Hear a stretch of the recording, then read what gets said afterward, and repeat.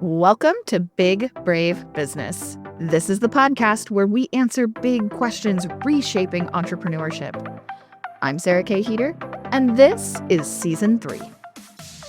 Each week, I'm bringing on my friends, mentors, and some of the best thought leaders I know. We dive into bold, values-driven conversations about leadership, equity, ethics, and building businesses that actually make a difference. Ready to do business better? Let's dive in. Welcome back to Big Brave Business. I am interested to see where this conversation goes today because at this point, we have recorded a lot of Season 3 episodes. As you probably know, if you've been listening to the show, first of all, thank you. But we batch recorded these. And in order to batch record them, I had scheduled out all of these topics and opened it up to the people who had expressed interest to be on the show, to join whichever ones sounded interesting to them. And as a result, what has kind of happened in this first half of Season 3 is that some of these conversations, the topics kind of overlap. It's like, even if they didn't start out that way, this is kind of a topic we've discussed before, but new perspectives, new combination of perspectives, and just kind of seeing where it goes. So we're going to be talking about defining success and prioritizing well-being and like just being a well person in entrepreneurship. So that's kind of the theme. But before we get into today's big question, let's give you a little roundup of whose voices you're hearing, who's even on this, a part of this conversation verbally. So to start with, hi, if you're new to me, I am Sarah. I am the host of this podcast. I also run a podcast production company. We do strategic consultation as well, called Podfox Media. Regina Curtis. I am the founder of EdMatry and co-founder of the Mingle Learning Collaborative. And my role is I work with motivated visionaries to help you create your business so that it feels like home and works like magic. And I can talk about more of what that means in a bit. So I'm Allie Cameron. I am the founder of Seated Perspectives, a disability advocacy account on Instagram, but also I'm now building a business coaching other disabled women to come into their own and show up on social media and build their own brands. And yeah, it's a time. Well, hi, everyone. I'm Angela She/Her, and I am a trauma-informed marketing strategist and educator. I work with multi-passionate rebel entrepreneurs so they can build their business without the burnout. Today's big question is, how should we redefine success in business to prioritize well-being and sustainability over growth at all costs? I do feel like this is so my jam, so I'm gonna jump in. So growth at all costs is not, the cost of that is often you, right? So if you are a business owner, if you are an entrepreneur, then you really are at the center of your business, which means that if you go down, it goes down too if you haven't built sustainable structures, right? And so you have to create systems and you have to create teams, might be a system, but all of these things are really around your well-being. So if you're not well, your business isn't well, I promise you.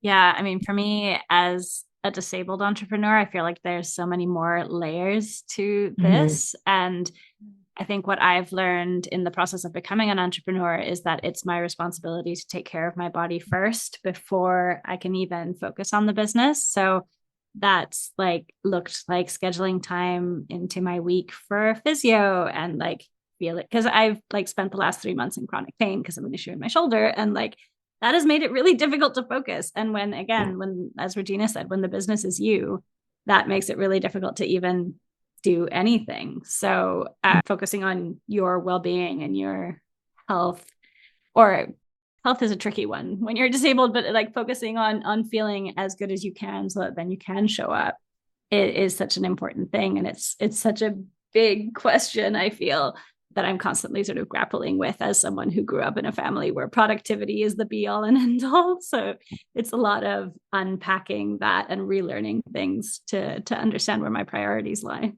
Yeah, I just want to add to both of those, because one of the considerations is that we live in a world of capitalism. We live in a world that is constantly telling us your productivity equals your worth. And being a person who I've also experienced chronic pain, chronic illness, mental health challenges, autoimmune conditions, being neurodivergent, and then wondering why for years I could not keep up with all of the goals, and I wasn't smashing every launch and thinking like, what's wrong with me? And I think the question that we have to be asking, just as humans on the planet, let alone entrepreneurs, we're changing the game of, instead of what's wrong with me, it's like, what's wrong with the system? And why do I keep telling myself I have to fit in the system in order to be productive, valued, seen, heard, all the things? And so it's divesting from all of those systems. Yet we, again, live in this world where we have to have money to pay our bills. Like I can't go to the bank and be like, would you like to barter this month for my mortgage payment? It doesn't work that way. And so it can be challenging. Even my friends who are not entrepreneurs, it's like the next career level, the next thing. And we're in a society where we're just constantly chasing the next thing. And then I think something happens. And some of us wake up to, what am I doing? What price am I paying for what? Yeah. Like there's this epiphany that usually in my case, it was a big breakdown and a big rebuilding of my entire life that just helped me see I'm no longer willing to pay the price. And like you said, Regina, of me, like I'm not willing to be sacrificed in order to have this label that I don't know that I care about anymore. Yeah. That's so important too, right? Like that there's so much that you just said in there that I'm like, oh my gosh, yes. Not sure that I even care about that anymore, but also there's another question that I think we need to ask, which is, what does well mean today? Right? What does productivity mean today? Where am I right now with the resources that I have? And I think there are some conversations about this in certain communities, right? And there's like the I don't have all the spoons conversation, and there are some conversations that are starting to happen in a bigger way, and I think that needs to be even more integrated into our systems, into our conversations, into our practices, and into our questions we ask ourselves, right? So that I'm not comparing myself to what you can do on whatever day, right? Or even to what I did yesterday, but what am I capable of today? What is well for me today? What is productivity for me today? Yeah, I wanted to say, but this is interesting because that's on a day by day or even a moment by moment. What does well look like right now? And something could shift or change that impacts the answer to that question. And I think that is really important. But what I was thinking before you added that is one way that like my relationship with the idea of success and like my definition of success has changed. Like it's always kind of been, like you were saying, Angela, of like, what will I have? What will I have achieved? What am I chasing? And kind of what has started to shift for me. And I don't know if this is through entrepreneurship, if it's just getting older, if it's having a chronic diagnosis of my own, those kind of things that all impact. I don't know which thing, if this would have happened anyway, right? Like, but what am I chasing now is to have access to prioritizing wellness. And I think that we kind of, when we don't have enough resources at our disposal to pursue wellness, then we kind of have to achieve a certain amount of like profitability, revenue, whatever, to get access to resources. And to me, now my kind of current definition of success or developing definition of success has to do with when I can prioritize wellness. That's when I'm in well-being, because I think also what's the distinction between well-being and wellness is also an interesting question. But when I have the opportunity to pursue well-being, then I can define that as a successful, I'm in a successful place. And this is especially interesting coming up for me, coming off of a really, really severe asthma season, worse than I've ever had, where I've found myself, and I'm sharing this because I think everyone can relate to this in the US, which is I found myself 3 times considering urgent care versus emergency room and questioning, do I have the availability to go sit in an emergency room? Because we know that can take a while. And number 2, what will it cost me if I go? And having to take that consideration before, like, I literally can't breathe But I have to stop and consider what my access is to care before I can take that step. Like, to me, that's something that like Jeff Bezos and any of his proximity will never ever have to question, right? And so when we think about like levels of kind of success, or like the haves versus have nots, or like what are you trying to achieve, what are you chasing, part of what I'm chasing is to be able to just prioritize being well, right? Yeah. So that's something that's kind of coming up for me, but I'm interested now to kind of challenge that and think, okay, but if that changes day by day and moment by moment, like that goalpost is always moving. And then that's part of success that's really complicated. Is that the It is. goalpost? Well, and then not to like make it even more complicated, right? But but I'm gonna, because as an entrepreneur, right, you are responsible for the growth of your financial capability as well, right? So you have to prioritize your well-being and your figure out your access to care, but then also you're responsible for, like, there have been many times when I'm like, do I do this for my business or this for myself?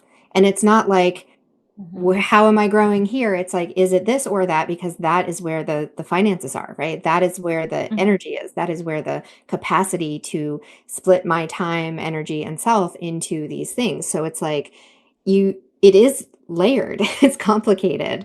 And yet I think that's why it's so important to really take it minute by minute, but also to know where you're growing, right? And understand what your priorities are and what your definition of success is, so that you can make those decisions minute to minute. And I think it's also important to define, what do we mean by wellness?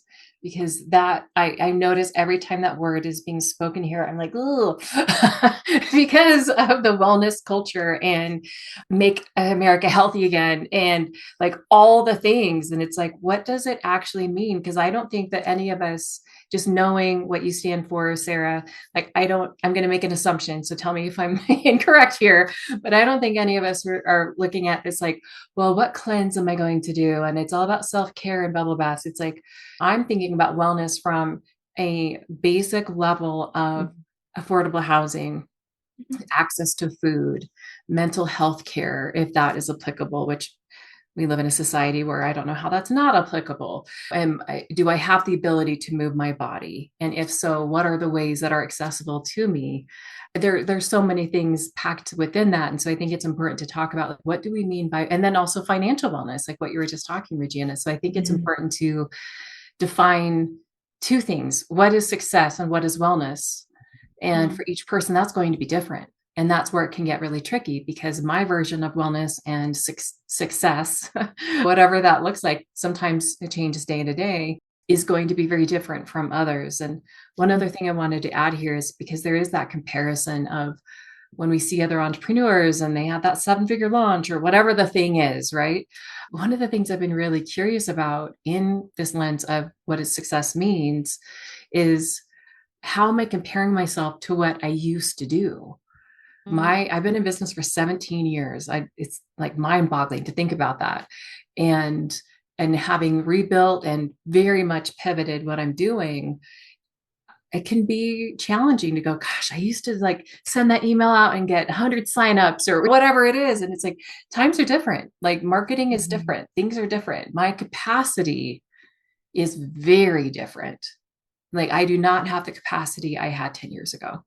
And so expecting results that I had then, with the effort that was required to create them, like, that is a little bit of a mind, you know what? I'm just like, whoa, I've got to really take a look at what I thought I wanted, unplug from that, and really get clear about what's present right now. What's my capacity now? What do I want now? And I'm curious how that lands for other people, that comparison to the past to our version now. Yeah, that's definitely brought up some stuff for me, because I've only been sort of working for myself in the last 4 years. And prior to that, I sort of always appreciated the fact that I was like the high performer, the go-getter, the successful person in a traditional sense in corporate settings. And I think a lot of that pride came from, well, the driving force of internalized ableism, where I was I wanting to show up in all those ways so that no one could pay attention to my disability in that sense. And like the burden aspect just wasn't there because I was such a high performer. And sort of coming out of that and realizing that I don't need to prove anything to anyone anymore has been such a shift.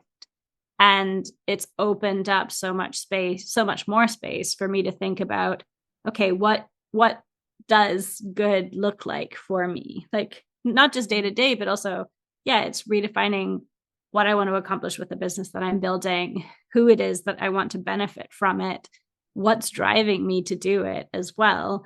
And then how do I build space within that to feel good myself, like within my own body, within my own mind? Because before I was so focused on the outcome and on the production and on what I was accomplishing at work that my physical well-being, my mental well-being, that all was in not just the back burner, but behind the kitchen. Like it was stuck in the foundation somewhere. And it's, I don't know. I think it's been I see it as such a gift to myself to have taken on this entrepreneurial journey, as scary and overwhelming as it is sometimes, because it's given me that space to really let myself come back into myself, if that makes sense. Yeah. The comparison to old versions of you, or whether it is an old version of entrepreneur me or an old version of corporate me, or even beyond that, like back as a teacher, like there's so many versions of me that I could compare myself to. But in my corporate world, it was a lot of go, go, go. And I worked internationally on projects. And so I was constantly, I would all the time have meetings at 2 a.m. Didn't matter. Like they were just, I worked with people around the world. So that was just part of the process. And now I'm a decade older, right? Like, and in a lot of different ways, like more mature in a lot of different ways, but also like I'm in a season of life that my partner's mother is in her early 80s and has needed a lot more attention, and she's healthy and well, but like we went and helped her move her house because she was downsizing, and I took a month to be gone from my office. And because I am an entrepreneur and because I do most of my work virtually, I was able to still work and move things forward while I was there. And thankfully I do have a structure to support me in doing that. But that was success in that moment, right? Like the fact that I could actually leave and set things down and step away. And it was like there were some projects that didn't get moved forward as much as I would like for them to, but the fact that my world did not fall apart and that I was able to actually be present in that actually was like very helpful for my well-being, like knowing that I am able to be there for those who I care about when I need to be there for them. That was actually really important. And I would not have necessarily defined that as success necessarily 10 years ago. That's exactly what was coming up for me. Is I think success has always been about chasing for me, and what I'm chasing looks different in different seasons of me. I think even going back to kid me and chasing like academic excellence, chasing adult approval, I definitely was still chasing a certain level of success, a certain level of performance, a certain level of output, productivity, to your point, Sally.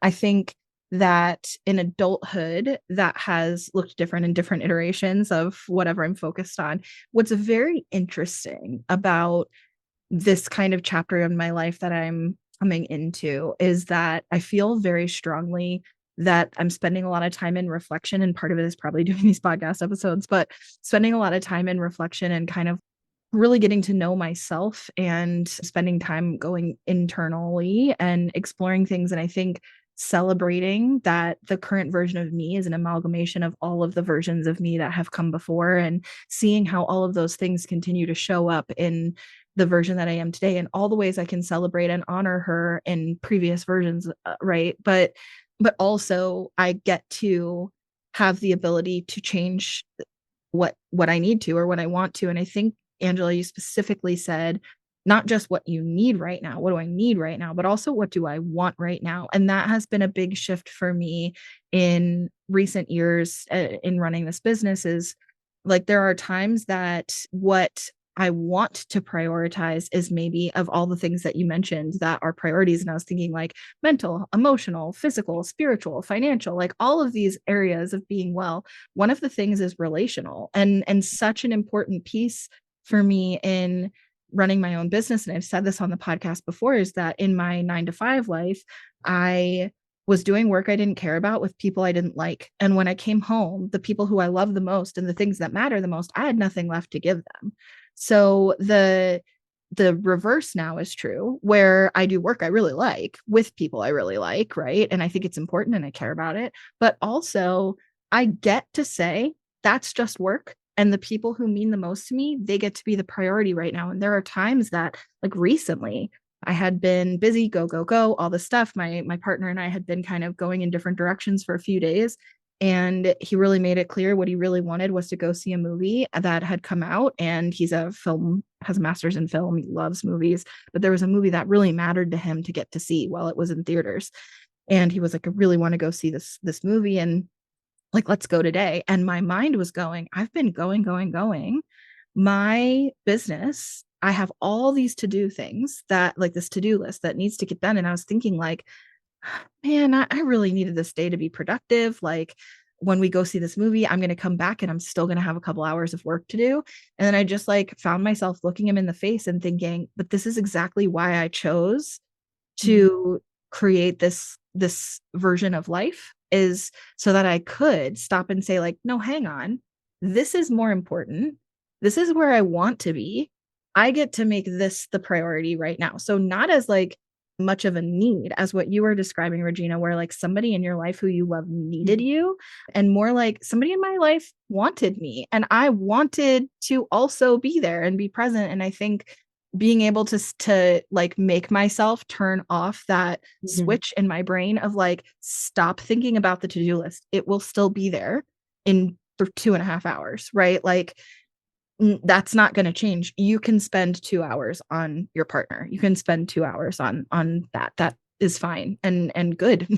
That's actually like a good thing. That's what we want to do. If you can't, you need to reassess what's going on in your business, Sarah, because that's not what you want. That's not what you wanted to build. You want to be able to focus on that. So anyways, yeah, that's kind of one of the things I love that it. came up when you were talking about comparing versions. Like, I couldn't have done that in other jobs or other situations. And in this case, I could. I literally just could.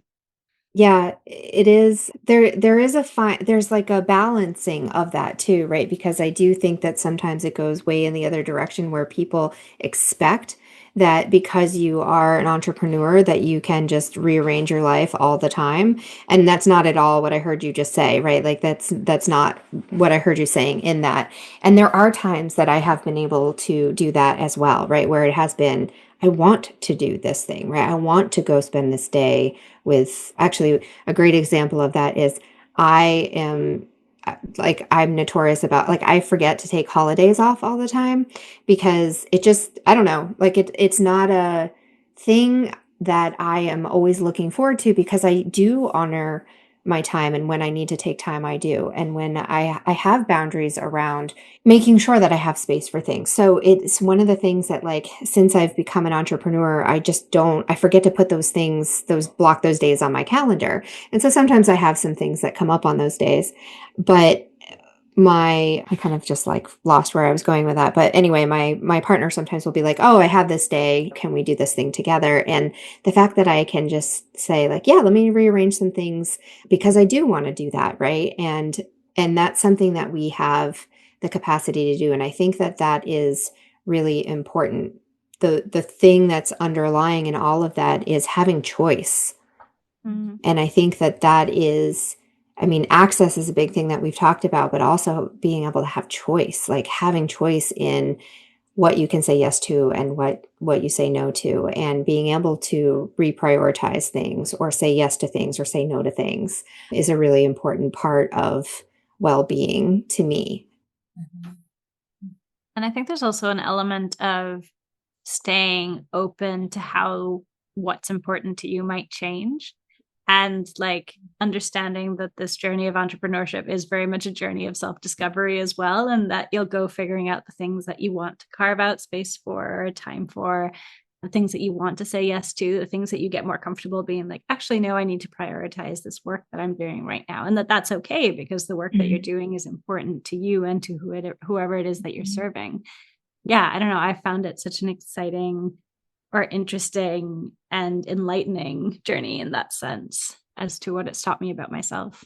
Well, I'm glad you mentioned that, Allie, because I was thinking too of the movie date or taking half day off. Like, I think there's kind of this sexy fantasy that of like, oh, I just have all this time and everything, it's like, and I'm a solo entrepreneur. I'm a very part-time assistant. I've never wanted to have like let me scale and have all these team members. Like, I did not get into this to manage a whole lot of other people. Like, that's not at all why I wanted to do this. But I think part of that wellness is just what you were saying, prioritizing. This is a deadline that it matters to me. And my financial well-being is dependent on these things working. And so sometimes, and I think it's also about honoring energy flows, like, cause I'll have energy of just like, I'll have this couple of weeks where I'm just like knocking stuff off the to-do list left and right. And then other days and I'm like, did I eat today? I don't know. Like, what am I doing? What day is it? And my brain is just not at all working. And I blame a lot of this on perimenopause. And so I think I'm on the tail end of this. I'm like, hallelujah. But that's been brutal. It's brutal. This success changes of like some days, the last 5 years, it's like success is like, I got through the day without breaking down in tears. And that was a win. And then other days it's like, oh, I cried today and I still got something done. And other days it's like, no, nothing got done. And really having to reconcile like all the parts of me that are still so bought into this old toxic paradigm of my worth equals productivity. Yeah. And when I'm not productive, do I still have inherent worth? And I think that's something that everyone needs to reconcile at some point, because we as a society can't keep doing this to each other, ourselves, the planet. Like, this is not sustainable. None of this is sustainable. And I just, it's, the answer is not to work even harder, which for so many years I was like, if I just have the right strategy, or if I just have the right hack, or if I just hire another team member, if I hire this coach, or this program has the answer. And it was this constant hustle. And yet no one was asking, but what do you actually really want? Yeah. Not what you think you want, not what you've been conditioned to want, what really matters to you. And that is often a very uncomfortable point of clarity, because it's like, oh, I've worked really hard for all these things that, take it or leave it. So what does that mean? But yeah. Means that we change and shift and grow and evolve, and that's part of being human, right? But also, like, one of the things that was coming up for me when you were talking is I was thinking about, and I think Sarah might laugh because I feel like I bring this up every time I come on your podcast in some way, shape, or form, but the corporate model of working was very much based off of a male rhythm, right? It was so. Women, I think it's really obvious, and maybe it was because you talked about perimenopause, which, yes, I agree, it is brutal. It is brutal. And the cycles of women, I think, are more obvious because of that cycle, right? Because of a menstrual cycle. And so we have a lot of knowledge about the fact that women's energy changes and flows, right? And that it's a longer energy cycle, and that we have like the way I would describe it in my framework of talking about is there's a spring, a summer, an autumn, and a winter that we move through on a monthly basis. And for men, they actually move through those cycles in 24 hours. So the way that a man's cycle moves through, and when the industry standard, right, with the Industrial Revolution, and just kind of like when the standards that we're still living in today were created a long freaking time ago, the world was very much structured on men went to work and women stayed home and took care of the house. And so the 24-hour day cycle where men have like more of their energy in the morning and it wanes off in the afternoon, and then they come home and rest and eat dinner and settle in for the night, that 24-hour cycle, the workday was based around that cycle and when men are productive and when men need to rest. And women have been working in that same system and in those same cycles coming into a corporate space. But also now we've like taken that into the entrepreneurial space and maybe holding ourselves to standards of something that was never designed for us, never meant for us, and never worked for us in the first place, right? So when we talk about what we're comparing ourselves to, we may be comparing ourselves to a standard that was not created for us in a lot of ways. I mean, I won't even get into the whole thing, but thinking about those rhythms as well, and the fact that not only on this day, but over a longer period of time, your energy is going to change. It's going to wane. It's going to shift. And that is absolutely natural. There are so many things that will affect that cycle and rhythm, right? That are beyond hormones, because that's really talking about like our body, how our body chemistry changes in ideal circumstances. But most of us are not living in ideal circumstances. So taking into consideration and Allie, having conversations with you and some of the other people who have been on this podcast that are around accessibility, disability, things like that, that really like puts into perspective for me things like, for example, what some of you and what your clients deal with, Allie, of added things that would impact those cycles not being ideal, right? Under ideal circumstances. Also, of course, there's like systemic things where certain people are disproportionately going to be affected in different ways. And then we've also got like trauma, right? When we have trauma responses, what is going to affect, and there's big T and little t and all different types. And so I think, yeah, that is super, super interesting. And I'm curious, like, because I'm watching how fast this clock is going, and the other conversations that I've been recording recently, so like the most recent episodes have been a lot more data driven than this has been more of like a kind of emotional exploration. And so when we talk about success and so much of our internalized perception of what success should look like, so much of that is measurable, right? We can measure what the increase in top line is, right? Revenue. We can also measure profitability. We can measure how efficient something is. We can measure the impact something had. We're always looking for like measurable statistics. And so I'm curious, like, as we are challenging this kind of the old school perceptions of success, or like the myths that we were taught about productivity being king, or what capitalism needs us to believe in order for it to function off our backs, then like, as we're redefining what success looks like, how do we then measure that? How do we know if we're being successful, and how can we assess? What does measurement look like if we're defining success this way? Yeah, so one of the things that I've been kind of exploring lately is something called PQ, positive intelligence. I don't know if you're familiar with that framework or not, but it's based in cognitive behavioral science, as well as some neuroscience and there are a bunch of different things that it's based in. But it essentially is the study of we all have 10 saboteurs, and then we have these 5 sages as well, these different archetypes within us. And there's actually a lot of research around this body of work. I think the guy, his name is Shirzad, but I can't think of what his last name is. Anyway, if you look up PQ, positive intelligence, you'll find it. And he gives some statistics about this. There's a large body of work that he's done of research around the effect and how to measure this. And they've done studies where when you are working with those saboteur archetypes and switching into, because there's actually in your different parts of your brain are where the saboteur lives and where the sage lives. And when you can actually pause, when you recognize that you're in this saboteur state, right, which is really what your gifts are, but they're the overused version of it. And when you overuse it, it becomes this kind of like toxic voice or the sabotaging voice. And so when you can actually pause, and there are activities that you can do to move into the sage brain, which are these ways that you can positively utilize these gifts and minimize that saboteur voice, that it increases productivity. And they have statistics about it, right? And that it increases your happiness, I think, is one of the things. And there's 3 different measurements. And so I find that body of research to be really interesting because you're right, Sarah, most of the time, this is something that is really subjective because it's so personal. But this research is in people actually measuring, going in and stating like, this is the effect that it's had on me.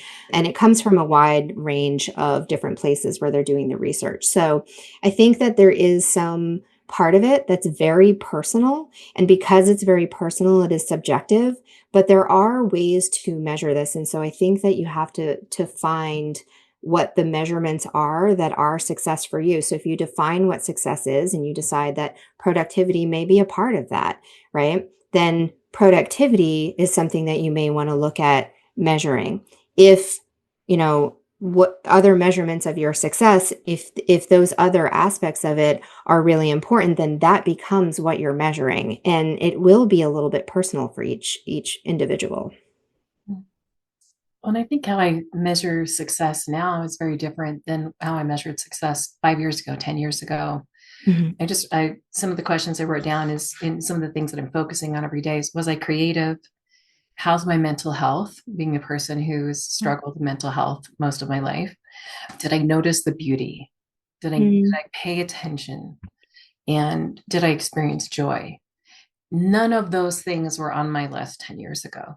It was all about chasing the next profit level, income level. How big is my email list, and how many times a year am I speaking, and how many attendees do I have at my event? It was all of these, quite honestly, these vanity metrics that robbed my health, my relationships, my joy. And so it's also tough because it's like those things are really privileged also. Of creativity, like all the things, those are privileged things that I have access to. And at the end of the day, I still need to keep a roof over my head and have retirement and pay my car payment. And so success sometimes looks like just, okay, it's just going to be an adulting day. Like I'm just doing the things. It doesn't particularly bring me joy. However, knowing that I have a stable housing and a place to live and food in the pantry and like my basic needs are taken care of, my nervous system can now actually access the creativity and joy because I'm not in survival mode. And so I think going back to something you said, Sarah, is really acknowledging the systemic issues that we're all playing in and that we're trying to survive in. And so I think it's an intentional disruption to those systems to pause and maybe not consume all the things that I think I need to and simplify my life. And I think that's probably the biggest distinction of what success now means is how simple can it be? Because if it's complicated, if I start complicating it, and I am really great at complicating things, everything, it's just not like, I just don't have the capacity for it. It just, the energy is not there. The desire is not there like it used to be. I feel like this is such a big and important question. And you've got me thinking about it because I haven't really sort of stopped to think about what the metrics are in that sense, or what's the measurable thing. And just thinking through it now as you all were speaking, I think part of it is the relationship with myself. So how do I feel about me is a big part of it. And if I stop and think about what I felt about me in corporate setting, I like probably lashed out a lot at the corporate setting because I didn't like the person I was becoming in it, or the role I had to play in it. And also a week ago started gratitude journaling, or like for the very first time. And I find myself being able to say really positive things about the work I'm doing now. And I think that's another measure of success, to be able to say that. And if I think about impact in the conversations I'm having with the women I'm coaching, like being able to have aha moments with them or celebrations with them in those conversations, that's huge for me and for them. And it tells me that I'm headed in the right direction. So I think it's like being able to count those moments of joy just and tie them directly to the work that I'm doing, I think is a huge measure of success. Yeah, I don't know. I don't know what my input is for how to measure it. I think it is a really interesting thing to kind of start assessing. And I think to your point, Angela, of how you kind of do maybe like a daily or moment by moment assessment of like, it's kind of, how am I doing? And I think that this most often comes up for me when the answer is not well in some capacity, right? Like, I don't have a dedicated practice of asking myself those questions, although I might now because this was inspiring. But like, I think, what tends to come up is like when I'm realizing like something is wrong, like my nervous system is activated, then I stop and I check in with myself like, hey, how are you doing? What's going on? And that helps me kind of take like that metal detector to my well-being and say like, where's the beeping? Like, what's the problem, right? Or like if you're a nerd, then like a tricorder on Star Trek, like I'm assessing like, where's the problem?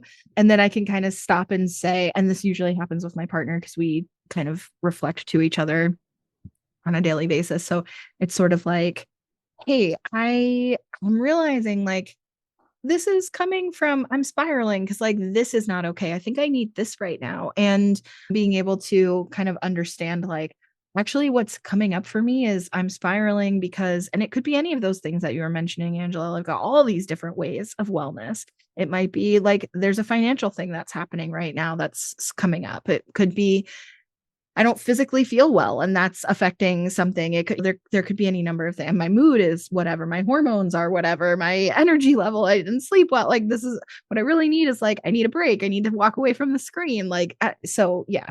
But as far as like kind of metrics coming back to entrepreneurship and being like kind of a data nerd and as I said, like the past couple of weeks, the episodes have been a lot more like data oriented. And so I'm like trying to think like, what are the markers? What are the markers over time? How would I measure this? And to say like, if that's how I'm measuring success in my life, then how does that show up with how I'm measuring success in my business? When I'm looking at setting goals annually or quarterly or monthly, when I'm meeting with my team and we're kind of assessing like, how are things going?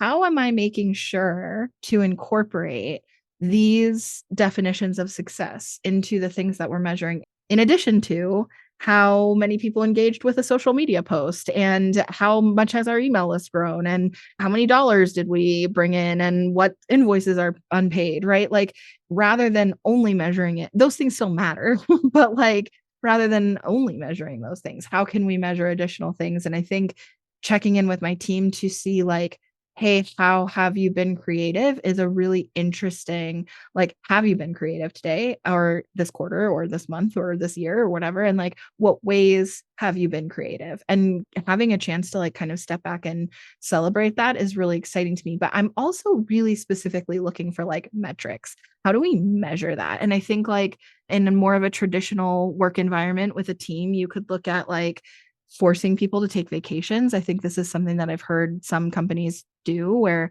it's like, hey, not only do you get 2, 3, 4 weeks of PTO to use flexibly, but you also have a mandatory 2-week period that you have to take or a mandatory 48-hour period that you have to take. And so like you choose where that goes or whatever, but like we're making you take time. Some companies I know will even do like vacation stipends where not only are you forced to take vacation, but like, here's $2,000, go spend it in some other place. Like go take a vacation. You need to. That's kind of interesting because I think those could be ways to try to measure. And I'm not saying that I think that those are necessarily good or bad practices. It's neutral, but and obviously a lot of companies don't do that. But I am just trying to think of like, what are some tangible, measurable metrics to measure over time to see how you're incorporating this both in your life and in your business. And that feels hard to me. Well, I have Regina, go ahead. No, it's okay. Go ahead. A neurodivergent perspective on this, because something so I was late diagnosed neurodivergence and I just did not know this about myself, but I would always joke like out of sight, out of mind. And so I think I'm curious about this. I'm breaking it down into the most simplest form, going back to measuring metrics, is do I have my goals in a visible place for me to look at every single day? Something that is that basic, because if when I don't, then I just spend my day responding to things, not consciously creating forward momentum. And I get to the end of the day, it's like, okay, I might have felt productive, but did it actually move things forward? Am I that much closer to whatever the goals are, whether it's business, personal, home, all, in all areas of my life? So I wonder if it's like we even back up even more of just like, have I taken time to identify what those goals are in every area of my life? Relationships, creativity, spirituality, all the things, including income, because again, we have to have that to make these choices available. And what does that look like on a daily, weekly basis to check in with those goals? Because out of sight, out of mind, my brain will not even remember a goal that I set. Was great at the time, super inspired. Which notebook did I put that in? Where is that again? And I'll find it. I'm like, that was a great idea, huh? How am I doing on that? Yeah, out of sight, out of mind. So it could be something that's that simple that is really vital for brains like mine, of just like, I have to keep it focused. And so that often looks like Post-it notes. I have a planner that it's a old school, like paper right here, like planner that I look at on a daily basis. Am I on track? And so it's tracking marketing actions, outcome of those actions. And then, yeah, definitely paying attention to the analytics, open rates and click-through rates and conversion rates and all the things, because that will then determine, okay, if my sales people are converting at this percentage, then I need to add this many people to my email list if I'm going to keep these offers the same. Anyway, not to go off on a tangent there, but yeah, I think measuring things is important, but what are we measuring and how are we keeping that front and center and making sure that it's really driven by like my soul instead of just these vanity metrics, because it looks good. I think I'm supposed to want that. Sure, why not? But yet my heart is not in it. So one of the things that I do for myself, and a huge part of what I do with my clients, is reflective questions. And I have them create what we call like a just statement, right? I just want this. This is like getting to the heart of what it is that you want. But then you also do have to keep coming back and reflecting on, are my actions actually aligned with that thing, right? And so if you have some kind of tracker, I mean, tracking is really the key to any kind of measurement, right? You have to have data in order to analyze it. And so if you don't have data, then there's no analyzation. It's all subjective at that point, and you're trying to remember something over a period of time from a certain perspective. It's never accurate data, right? It's coming through a very specific lens of the moment that you're in right now.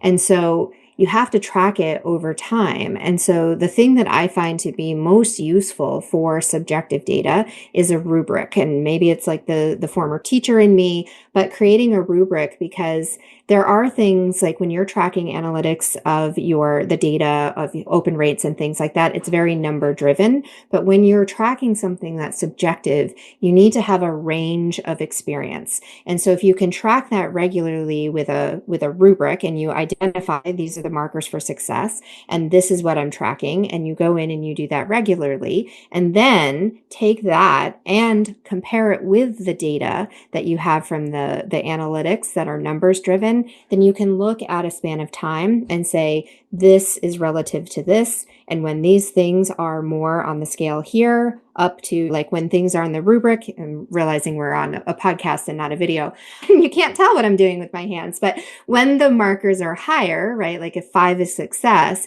and you have 5, 5, 5, 5, 4, 5, 4, 5, 3, 5, whatever, and they're more on that higher end, and you're seeing that the numbers are increasing there, then that's how you can really get usable data. Mm-hmm. And I wonder if part of this, I'm just thinking about this for myself. I've worked with a lot of clients over the years, that I think there's this fantasy that people have about entrepreneurship. And when we think about mindset or spiritual tools or quote manifesting, I'm going to use manifesting in air quotes, things like that, then it's like, oh, I'm just going to think about it and poof. Yeah, I think positivity is just going to fall out of the sky. But I find a lot of magical thinking in entrepreneurship, especially solo entrepreneurship, because it's easy to avoid accountability when it's just myself. When I'm paying for a team and I have a large team, I'm just thinking about entrepreneur with 100 employees is very different than entrepreneur in my home office. It's a really small team, but I think it requires an honest conversation with ourselves of, am I looking at the data? Yeah. Because a lot of folks don't. For years, I did not. I just kept thinking, if I just keep working really hard and I just keep thinking positively and I keep working on my money mindset, then all of this is going to change. I can't remember who said it, but it's like, what we don't track, we cannot measure. Right. And so am I tracking my income on a daily basis? As a person who used to avoid numbers and money, like I would cry with my accountant every single year, and that has radically changed. It's like, I have to track that. I have to stay diligent with those things. And so keeping those things in my brain, front and center. And it's not the most interesting thing. It's not the most fun thing, but I know those actions take me closer to the goals that I have. And that's what feels good. So that's where I have to find the dopamine. I'm like, I know that at the end of this really boring bookkeeping task and looking at my open rates for the last 30 days, I don't want to do it. I'd rather be doing so many other things, but the reward for that pays off. So I have to fast forward my thinking through those boring tasks.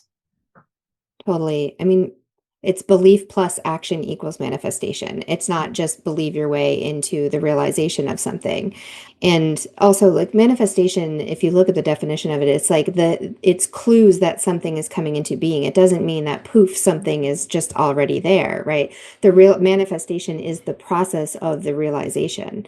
But if you don't have action plus belief happening in the same space, right? Like if you're walking forward and one foot is action and one is belief, and you're moving forward in that way, then you will move towards that manifestation. But if you're stopping and you're getting caught in inaction, right? Like I believe it, but there's no action, then what's happening is you drop down into this spiral because your belief and then you're in action. So that foot isn't moving forward. It's just spiraling and you drop down and then you have to spend all of your action coming back into belief because it's not happening. And then you try to move forward again, but there's nothing there because you're not moving it forward. So that's how you end up spiraling. And it really has to be both of those things. It can't be just one. I agree. Yeah. I feel I'm very much in the process of learning this and figuring out the way to make it sustainable for myself. And I think one of the answers that I found is realizing that you don't have to do it all alone, and that there are times when it makes sense to bring someone else in or to acknowledge that you don't know everything and that that's okay. And I'm in the middle of starting to build a group program versus just focusing on one-on-one offers. And I was like, I've been in group programs. I sort of know how to put this together. I can figure it out. And then I was like, wait a minute, I also know someone who's an expert at doing this, who I could have a conversation with and help me synthesize all the thoughts that I'm thinking to make it into something that is concrete and marketable. And I had a 1.5 hour conversation with her that really streamlined what I wanted to do. And I wouldn't have been able to do that alone, or I would have, but it would have taken me a hell of a lot longer. So I think, recognizing the fact that solopreneur isn't fully solopreneur is an important action step to take in that cycle, I think. Love this. I have so much more I could talk to you all about, but we have already been talking for an hour, which is insane. So I wrote down several ideas as a result of this conversation for future episode topics. I just see so many opportunities here for the second half of season 3, inspired by you all in this conversation. I feel really excited about it, and I just appreciate you so much. So before we get into my last final question, let me go ahead and reiterate that everybody here, our information and our links are in the description of the episode. So if you want to connect with anyone here, if you want to continue the conversation, if you have thoughts and you want to give input, we'd all love to hear it. And of course, you can learn more about what each of us do and what we're working on and how to connect with us, just all of that is in the description of the episode. Thank you so much for always being willing to be big and brave with me. I appreciate you so much. I will definitely love to have each of you back again, and to you listening, would obviously also love to have you back again next week. See you there.